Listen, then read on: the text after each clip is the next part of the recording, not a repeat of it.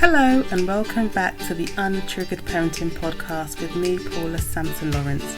Today my special guest is Jade Zammit, an infant and child sleep consultant, and we are tackling that age-old concern that all parents have, baby and toddler sleep.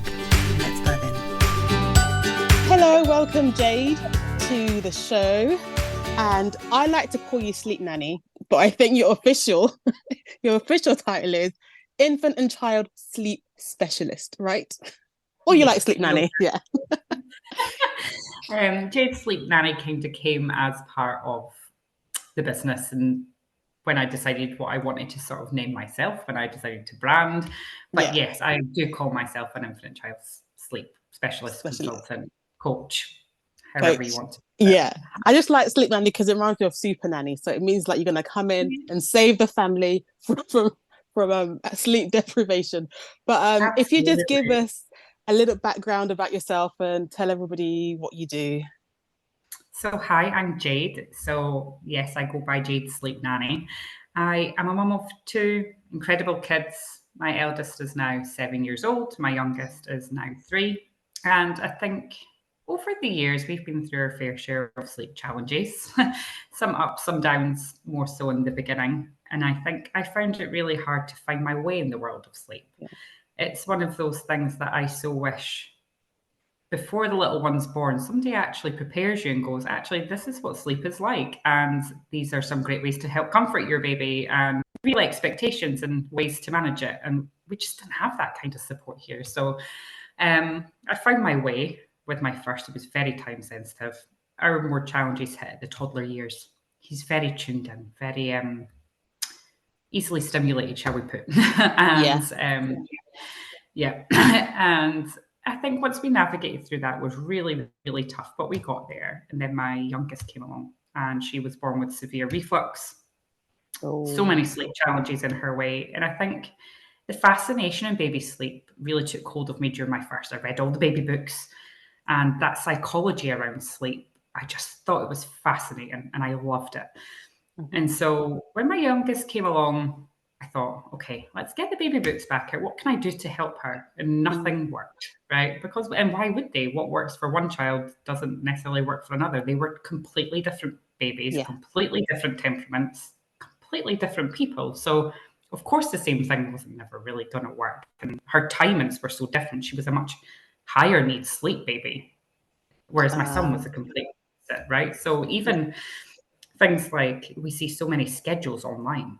How can that possibly work for every child who is, say, 9 months old? It just possibly can't. They're all so different, right? So anyway, we struggled on and eventually my husband said, I think we need professional help.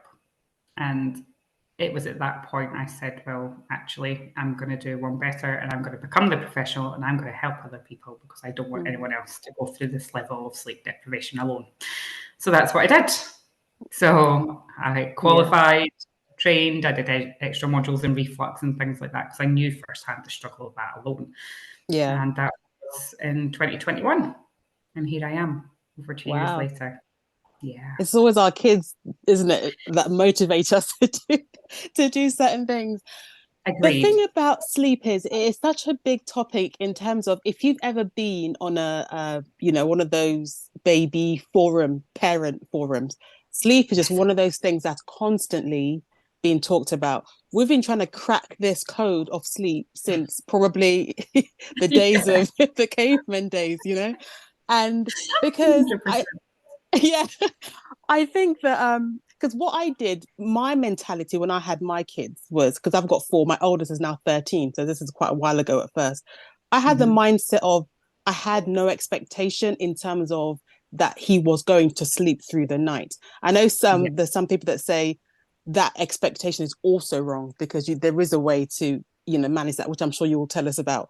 But I already had in my mind, you have a newborn baby, sleep is something that comes out the window, so you're going to have to sort of grab it as you go along. So what would you say though is the first mindset that you should go into it when you're having your first child? Because maybe you're not going to sleep is probably not the right one either, but also a lot of people do have unrealistic expectations. You know, I've seen questions on those forums like, my baby's 12 weeks and they keep waking up in the night. And I'm like, yeah. I think that's kind of, yeah, I think that's normal sort of thing, you know? So, so what is that mindset to start with to confront that? I think now there is so many reasons why babies wake in the night, and it is so normal. And I think it's Yes. normalizing Yes, night absolutely. wakes. Mm-hmm. Because I think, and I'll go further into this point, when we see other people and go, how come their baby's sleeping through? How come their baby's sleeping through? It makes you feel like there's something that you are doing wrong. And Yeah. it's not the case. There's so many reasons why babies wake at night. And I think that's the biggest part of the mentality side Mm-hmm. is do not compare your child to anybody else's. Yes, there might be a fluke few who are sleeping through very early, but it doesn't happen often. And it's No. about your baby's needs and your baby's cues and how you can put your focus on their sleep. Don't focus too much on everybody else's little one, because when you start putting the focus elsewhere and unrealistic expectations, that's when it gets harder, because you're then fighting against things that might not be there, right? Do you know, how can I make him sleep through the night? And there could be so many reasons for it. So I think it's putting your focus on you, your little one. Try and block out all the external voices, because we get a lot of it, and you'll know that yourself. Do you know, where there's so Yeah. much unsolicited advice of, well, try this and try that, and I think it's some of the advice is great, but Mm-hmm. it's about finding out what works for your baby, not Yeah. everybody else.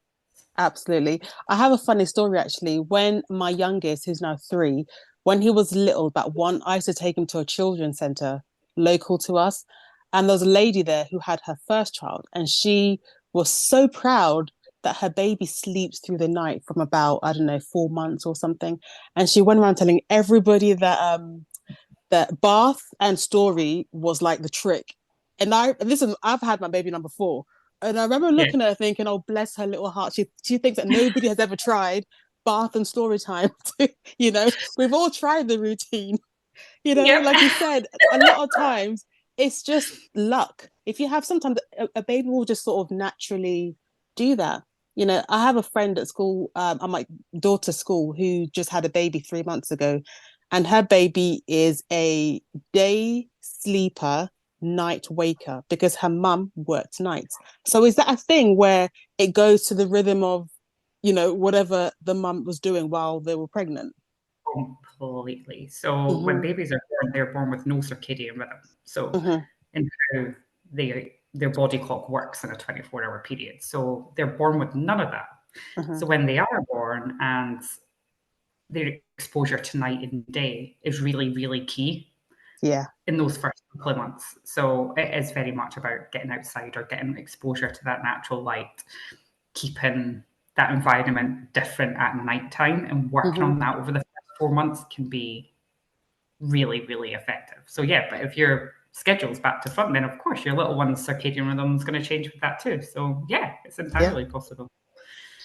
Now we know the effects of sleep deprivation on, you know, parents everywhere. You're meant to carry on with life as normal and do all the things you're meant to do, but you're literally running like a zombie. You know, your mind can't think straight. You can't remember things. You know, so we know the effects of You're not having enough snippy, sleep. You're emotional. snappy. You're irritable. You know, you got to probably make bad decisions. You know, so but what is the why do children, babies need their sleep as well? Because obviously there's an effect on the child as well if they don't have proper healthy sleep. Absolutely. And this is a good question. So one of the first things I remember reading about many years ago was about their growth hormones. So their Mm-hmm. growth hormones are secreted in deep sleep. So you'll know yourself where that first part of the night tends to be their sleep or more restorative sleep, and then our melatonin starts to shift as the night goes on. But getting deep restorative sleep is where their growth hormones are secreted. And there are studies out there to say that where now I'm not putting this out to scare anybody, like if you've Mm-hmm. got a 9-month-old who hasn't been sleeping fantastic, I'm talking about quite extreme sleep deprivation, but Yeah. there are studies out there too that suggest that when little ones aren't getting any restorative sleep, their percentiles by 10 months and their growth hormones are already starting to show that lack of growth, and that can carry on till adulthood. Oh, wow. As much as, yeah, we know in the early days there's so many reasons for night wakings, and I'm not saying just because your baby wakes, like they're not growing, because that is not true, right? But I'm talking about they're not getting any restorative sleep can have an impact on their growth hormones, and that can carry on for much longer than just babyhood, if you like. Yeah. Now, obviously, they're learning all the time. So what tends to happen in that deeper sleep that they need is where our brain starts to restore memories, how it starts to transfer things that they are picking up in the day, things that they're learning, and moving that to a more temporary file storage, a more permanent, file storage in our brains, right? So yes, it counts in, through the baby years, but especially as toddlers, the way that they're kind of learning their language, school kids, even teenagers, that restorative sleep is so important for their learning. No matter what it is that they're learning, our brains do so much when we're sleeping. So part of that is very much taking what we're learning and putting into a more permanent storage so that it stays, right? So that happens when we're sleeping. And then we also have our brain detox. So when we sleep, our brains go through that whole flush of things that we don't need. Over the course of that day, it goes through the things that we do need. It restores our health. The better sleep helps their immune systems as well. So, and I can often see that quite linked hand in hand with poor sleepers, poor immune systems, because our bodies aren't getting that rest to kind of do that detox and helping their immune system. Of course, yeah. So there's lots of impacts, I think, of. Yeah. So when a parent sends you that SOS and they're like, we need help. What when you go in, what's your methodology? What do you do? Okay, good question. So again, going back to one of the first things I spoke about, I don't believe that there's a one size fits all approach to baby sleep. And I know that I've lived that. There is my two were completely different. Now, as adults, we learn differently, and a lot of sleep is focused in their learning and their development. So why would all babies need the same sleep solution? Right. So I don't believe there's a one size fits all, and it's a value that I hold myself quite strongly on. So what I do when somebody comes to me, they go, I need some help. Right now, we are completely beyond exhausted. So what I do is I normally jump on a call with them. We chat everything through because everyone's sleep challenges are so different. Yes, we might have similarities, but I've never written the same sleep plan twice. So I know that every challenge is different. So we chat things through. We talk a bit about the support levels of what I do, because some families just need a bit of hand holding and a bit more minimum support. Some we need a little bit more support than that, and a complete sort of plan, if you like. So from there, what I would do is send them the kind of package details of what I do. I send over a personality assessment form. So with every single little one, I dive deeper into their personalities, their temperaments, things like their adaptability, how emotionally strong, and all these things. It just tells me what I need to know about the little one. Because you have some babies who are quite adaptable, a bit more easygoing. You have ones who are very tuned in. You have ones who I call the super alerts, right? So, and no matter what category they fall into doesn't make them an any better sleeper, because there's so many other things. My son, for example, is a super alert, and my youngest is so easygoing. Didn't make her a better sleeper by any shape or form. That's why I'm here, right? So it helps me really find out more about them so that I can create a solution to work with them. Because when you work with their little personalities and who they are, you're working with them, not against the grain. And that's where a lot of success lies. So that's what I do. I have a big intake form, and then I take all of those details, all the information, and I go and custom create a solution. And we have a consultation at the back of that. We have support calls every other day. I've got an app where they can log sleep, and I see it on my side. So we have like an extra sort of support in there as well. And I've never left a family unturned until they kind of reach their sleep goals. So I really loved what you said. One, about there not being one size fits all. And the other thing I loved was when you said you work with the little person. Because I think so much in society, we try to pigeonhole these babies, these kids into this, this set of rules, these set of strategies. And and it causes resistance, so it's best to work with the child that you've got. And that, to be honest, it's a piece of advice that you carry on with your child as it grows up. You've got to work with the child that you've got, not the one you think you wish you had, yes, the one we wish slept. That's just not what they do. And I think that that's where parents can get stuck with following sort of online advice and that kind of thing without taking into consideration their child that's in front of them. And I wonder, are there any sort of underlying conditions or just circumstances or the environment that could cause a child not to sleep well? Could it be literally something like a noisy house, for example, or is that just not a thing? Don't know. Do you know what? After over 100 families, I don't think I've ever had the kind of super noisy house Yeah. sort of scenario, which is quite funny. Yeah, we have sort of noisy siblings and things like that, and how we kind Yeah. of drown out noise. But in terms of any underlying kind of conditions, absolutely. I see a lot of reflux, and that's something that I do try and focus on because I know I've been there before and the journey and how much that can impact sleep. I get a lot of little babies of CMPA. Do you know, and where the knock-on impacts of that can come from. Yeah.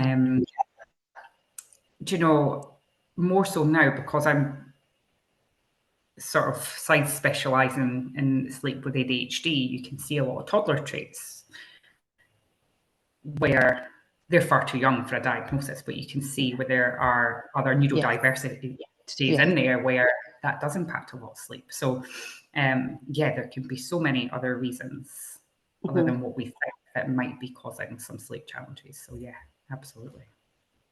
And what would you say? Because I would consider what you do is in the sort of gentle parenting sphere. Am I sort of correct in that? Because I think when we had our initial chat, one of my questions was, are you like an advocate for sort of crying it out? Which all right. I am not, judgmental in any way. It's just that I'm not an advocate for crying it out. But people say nothing else will work. So can you sort of speak to the fact that you can teach a child how to sleep in a gentle way? Absolutely. It drives me wild. I see so many group forums and things of people just saying it's the only thing that will work. And it absolutely doesn't. Not only that, it doesn't work for every child. So I know you only wanted a little bit of science, but I'm going to go into a little bit more Please science. do. Go ahead. So what cry it out actually means is what you might see on some websites is called extinction. So that means you are shutting the door at 7 o'clock and no one's responding till 7 the next day. So you have no idea what's going on with your baby, if they are okay. You know, they might have been sick, they could be needing changed, all of these other things, and nobody's responding to them. Yeah. And yes, after a couple of days, they will understand that nobody's coming back, but that's where a lot of psychological harm comes from. So, and it's this extinction. Now, again, I won't judge anybody who has felt that has been appropriate for their child. Their child, they know them much better than I do. So, so the way I work is very different. It's very responsive. So a lot of, I'm trying to think, for example, I get a lot of families come to me where say there's a lot of feed to sleep associations, rocking to sleep associations. And again, if you were going to Google how to break a feed to sleep association, I can bet my mortgage that one of the first things that will come up is like cry out, cry out, cry out. So I think there's also a bit of a difference in what people's understanding of cry out is. So I work very much on smaller micro steps, how we start to work on that called side settle, how we respond to their needs. That could be things like layering on new habits as you kind of roll away some others. These kind of things. What I don't do, I have quite bespoke methods, I won't lie. You know, things that I know that work so well with families. I'm not one of these who is going to tell you to sit in a chair and move out of the room, because that really works either, right? Okay. like most little ones will sit and look at you and be like, why are you sitting all the way over there? And Yeah. many of them are so stimulated and they're just like, is this a game? Like, and it doesn't always work. So I take mine kind of very step by step. And then one of my steps that I do like is a bit more of a speedy shuffle, where once you've kind of get to your point where actually little one is happy in there in the room at a point of presence, where actually they're settling fine, but you're still there. That's when we would think about a very kind of graduated out the room type of approach. But that isn't everybody's goals. I've just finished with an amazing family. Oh, I loved working with them. They wanted to stay co-sleeping with their toddler, but they wanted to move away from feeding to sleep. But they still want to co-sleep. They want to stay in the same room. They were not ready for that transition, which is absolutely fine by me. And they were such an amazing family to work with, and they were so calm. And I think this is a huge part of what I do. It's in parent coaching as well. Yeah. You know, because if we're stressed, the little ones pick up on the stress. Yes. Right? So true. So how we perceive the sleep, if we are frustrated and think, oh, this isn't working, you know, they're picking up on all these things. So it starts with our own minds and how we kind of do that calm and responsive cell, or you're going to get a more calm and responsive cell from them, right?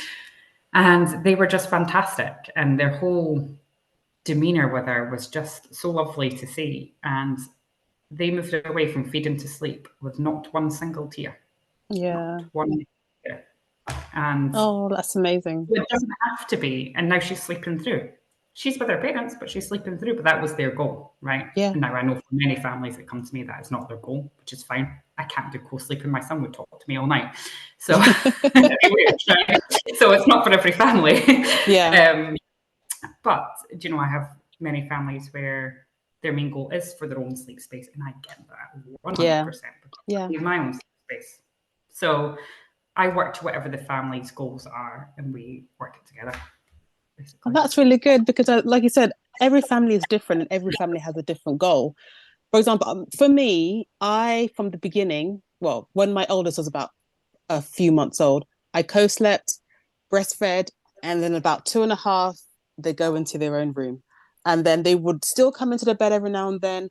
But then when the next baby was there was an understanding that, okay, now baby's in the bed, so we can't all be in the bed. And then, Fair. A lot of people will say, I can't co-sleep because they will never sleep in their own bed. There's only one that it was, 5 or 6 where I had to be like, okay, time to go. But the others transitioned really well. And I think that sometimes we have these scare stories that's like, don't make a rod for your own back, don't do this, don't do that, and you just have to see whatever sort of works, for your family. Absolutely. Now, my son, he was always, I think when he started to kind of have a bit of cot aversion and stuff, and so that's when I started bringing him in with me now, even as a toddler. I mean, so in context, he's part of the reason why I'm going down the ADHD route a lot with sleep is because he's been assessed with ADHD. So I've known from a very young age how very easily stimulated he is. Yes. And anything can keep him awake at night. And when he was in with me, it was just, he would talk all night long. Right? And so I only managed it for so long.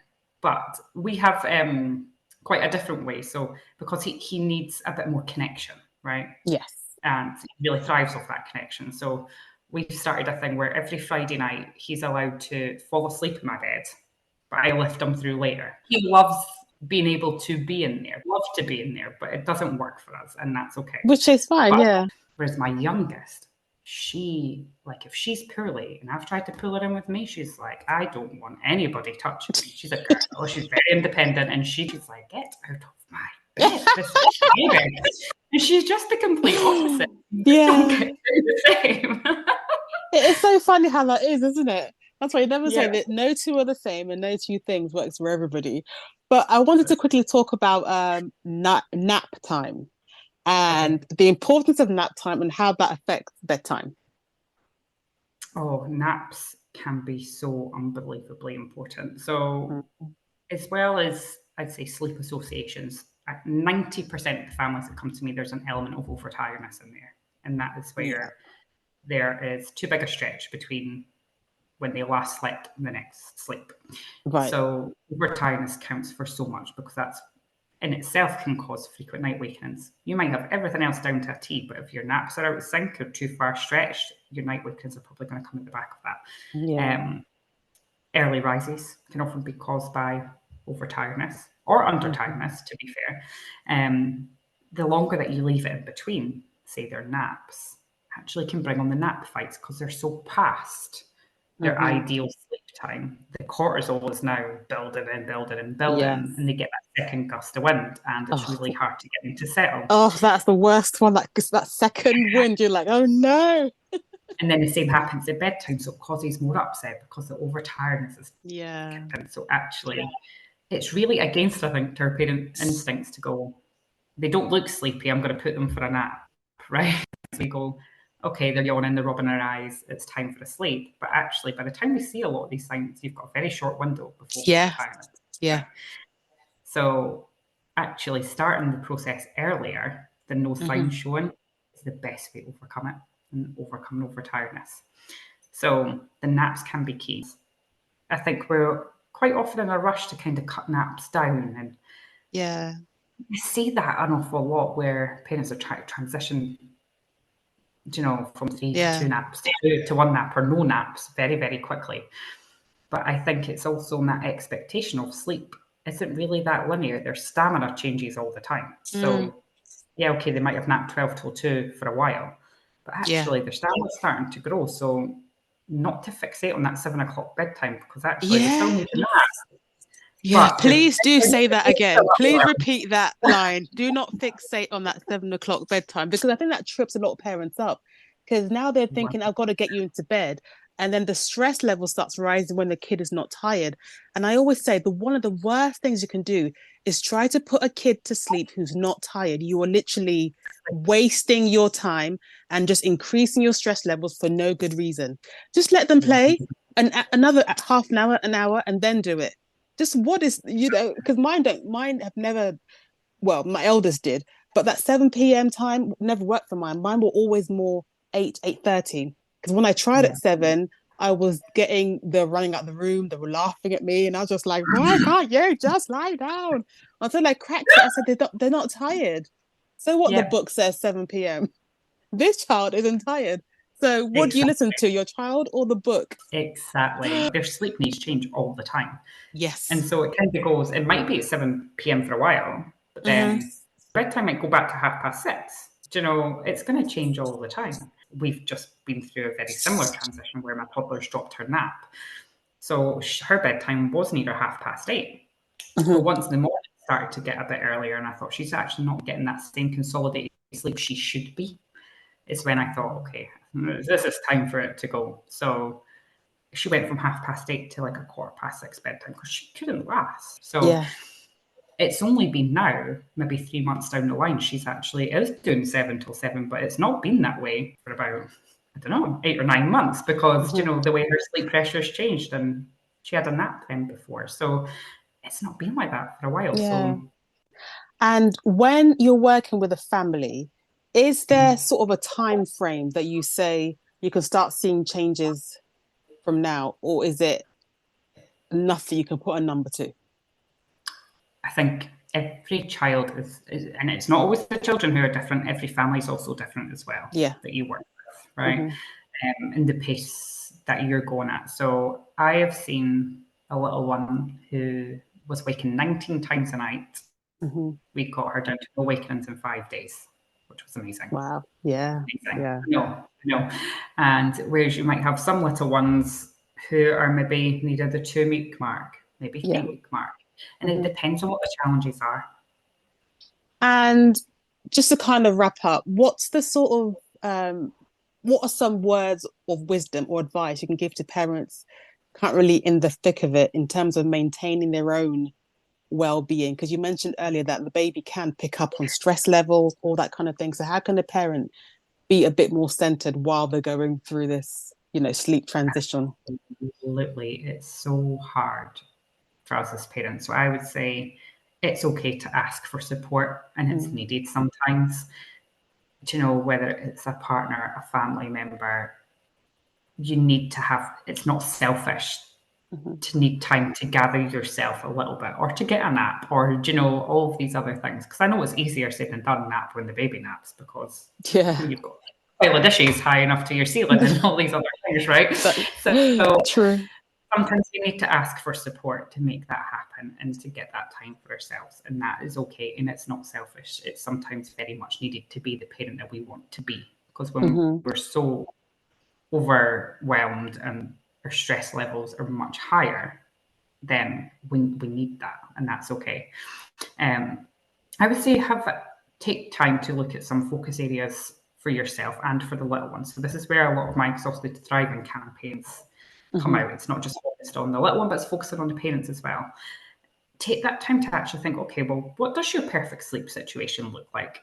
And what are the focus areas? Do we need to focus on the napping? Are they showing signs that something needs to change there? Or you know, with timings or the settle, do we need to look at associations? Do you need to look at the environments? Do you know, what do you want to sleep the shape like? And actually, where's your focus areas? Because once we actually start writing down what we want to focus on in our little one's sleep, we're much more likely to go, okay, actually, yeah, I can do that.